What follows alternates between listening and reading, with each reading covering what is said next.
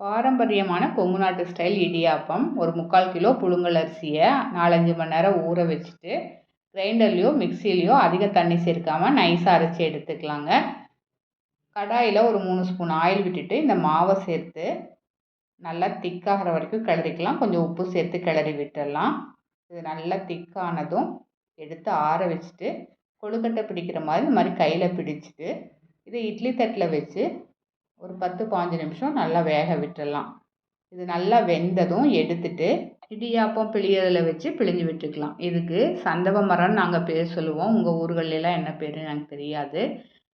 இப்போ இதை இந்த மாதிரி பிழிஞ்சிக்கலாம். இதோட டேஸ்ட்டு நம்ம சாதாரணமாக கையில் செய்கிறத விட ரொம்பவே அட்டகாசமாக இருக்கும். நீங்கள் இந்த மாதிரி பிழிஞ்சிட்டு இது இப்படியே தேங்காய் பால் வச்சும் சாப்பிட்லாம்.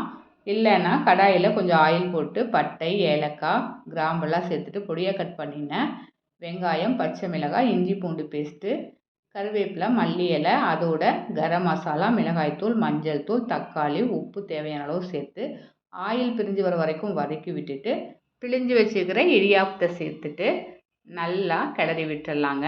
நல்லா இந்த தக்காளி இதில் இந்த அளவுக்கு பிரண்டு வர அளவுக்கு கிளறிட்டு நீங்கள் சர்வ் பண்ணலாம்.